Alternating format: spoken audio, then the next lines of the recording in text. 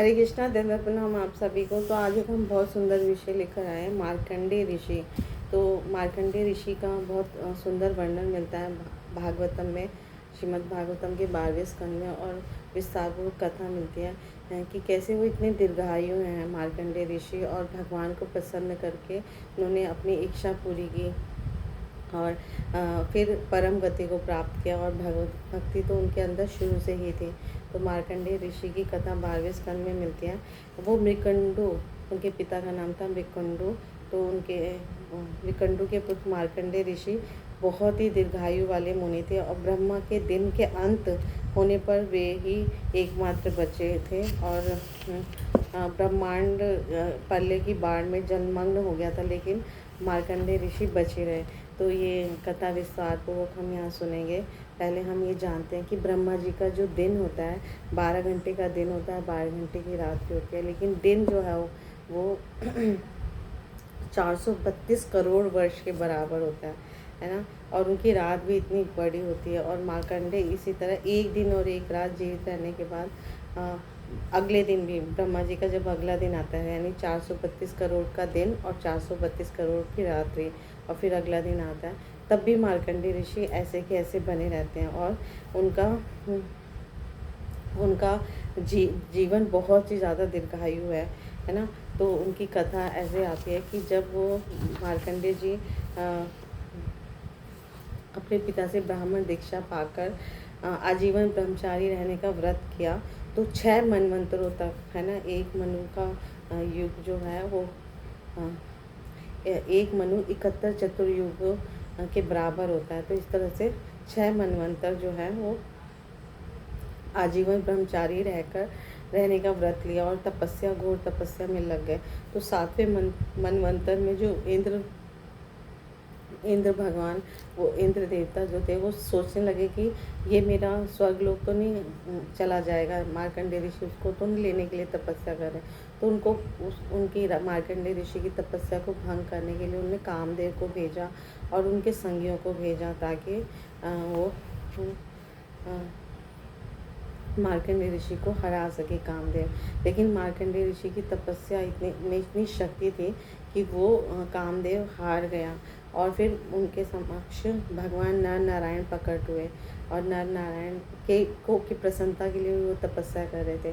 तो नर नारायण भगवान को देखते ही मार्कंडेय ऋषि ने सुंदर सुंदर स्तुतियों से, श्लोकों से उनका यशोगान किया।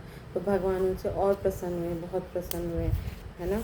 और उनके सुंदर श्लोकों से भगवान ने उन्हें आशीर्वाद दिया कि तुम मेरे अनन्य भक्त बनो और मेरी पूजा सदा तुम पूजा करो। तो इस तरह से मार्कंडेय ऋषि को उनसे वर भी मिला। लेकिन एक बार मार्कंडेय ऋषि ने, है ना, जब तपस्या कर रहे थे, तो उनसे जब वर मांगा भगवान से, तो भगवान ने मार्कंडेय ऋषि ने अपनी इच्छा, एक इच्छा थी, भौतिक इच्छा, तो वो कहते हुए भगवान को बोला कि मैं आपकी माया शक्ति का दर्शन करना चाहता हूँ।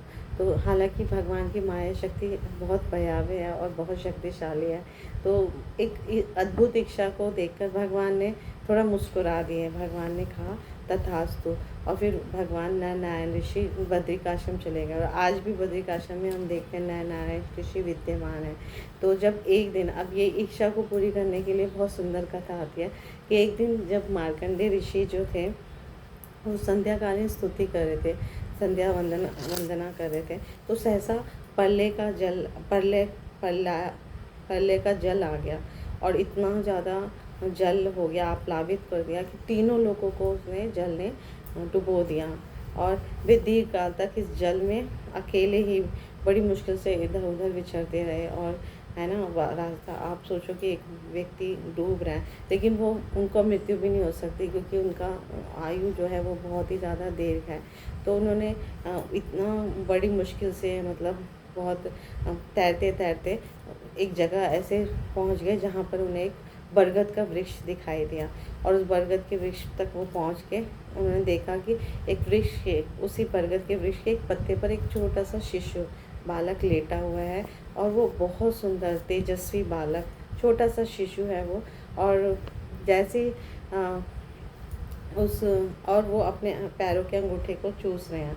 छोटे शिशु भगवान कृष्णा ही थे, वो अपने पैरों के अंगूठे को चूस रहे हैं। तो जैसे ही वो मार्कंडेय, क्योंकि इतना चारों तरफ ही जल ही जल था, तो जल को देखने के लिए जैसे ही वो उस पत्ते को देखने के लिए जल से बच के अब वहाँ पे गए बरगद के पेड़ के पास, और जैसे ही वो निकट गए उस बालक के बिल्कुल निकट, उस बालक के श्वास द्वारा वो अंदर चले गए, खींच लिए गए और एक मच्छर की भांति उनके भीतर चले गए। और तो शरीर के भीतर भी जो संपूर्ण ब्रह्मांड था वो प्रलय काल के पहले जैसा देखकर मार्कंडेय चकित हो गए। जो पहले के समय जैसा ब्रह्मांड था, सूखा और है ना, और मतलब सब कुछ शांत वातावरण, जहाँ वो अपनी कुटिया में आश्रम में, वो ऐसे ही उनको वो स्थान दिखाई दिया। और फिर ये थोड़े समय के लिए था, तुरंत शिशु ने निश्वास किया, यानी सांस को बाहर छोड़ा, तो तुरंत वो प्रलय के जल में दोबारा आ गए। और ऐसा देखकर वो समझ गए कि बालक कोई और नहीं है, भगवान श्री हरि है, उनके आराध्य देव हैं और उनके हृदय के भगवान है। तो उन्होंने फिर से बालक को जैसे आलिंगन करना चाहा, तो भगवान और हरि अंतर्धान हो गए, और उनका जो प्रलय का जल है वो भी एकदम से गायब हो गया, और वो पहले की तरह उन्होंने अपने आप को एक आश्रम में पाया। तो ये प्रलय से वो बिल्कुल बच गए और सुरक्षित अपने आश्रम में जब अपने आप को पाया, तो बहुत राहत की सांस ली। और उन्होंने मन में सोचा कि मेरे भगवान, आराध्य भगवान, कितनी अद्भुत माया शक्ति और कितनी शक्तिशाली माया है ये, है ना, जिसमें मैं भी उद्विग्न हो गया और विचलित हो गया। तो दोबारा फिर उन्होंने वो इच्छा नहीं की। तो इस कथा के माध्यम से हमें समझ आता है कि मार्कंडेय ऋषि जो इतने दीर्घायु हैं, वो भी भगवान की माया शक्ति से विचलित हो गए, लेकिन फिर भी उन्होंने भगवान की हरि भक्ति में उनकी दृढ़ चेतना थी और दृढ़ विश्वास था। तो भगवान ने उनकी रक्षा की और फिर से उनको उनके आश्रम में भेज दिया, और उनको भगवत भक्ति में, है ना, हमेशा के लिए भगवत भक्ति का आशीर्वाद भी दिया।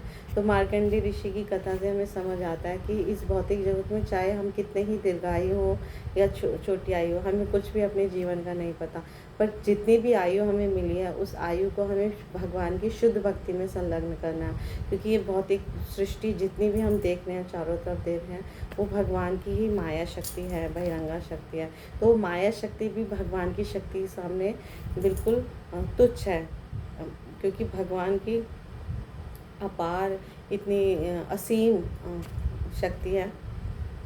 तो हम उन भगवान के संरक्षण में जब रहते हैं, तो माया हमारा कुछ भी नहीं बिगाड़ सकती। हम माया को पार कर पाते हैं, इस भौतिक जगत को हम बहुत सरलता से पार कर पाते हैं। तो जब मार्कंडेय ऋषि के सामने नर नारायण ऋषि आए थे, तो उन्होंने बहुत सुंदर सुंदर स्तुतियाँ की थी। तो उनमें एक दो स्तुतियाँ हम समझेंगे। तो उन्होंने यशगान किया था कि हे देव देवेश, आपकी जय हो, हे अच्युत, आप उन भक्तों का सारा कष्ट दूर कर देते हैं जो आपके शरणागत हैं। आपने मुझे अपना दर्शन करने की अनुमति दी, यही मेरे द्वारा चाहा गया वर है। तो हर भक्त की इच्छा होती है कि वो भगवान का दर्शन करे, भगवान की प्रसन्नता के लिए कार्य करें।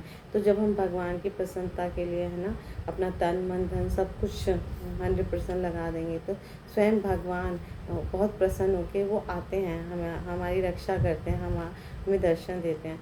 तो इसलिए जो अर्चा विग्रह है भगवान का, ये कोई और नहीं है, भगवान स्वयं साक्षात हमारे सामने विराज देता है।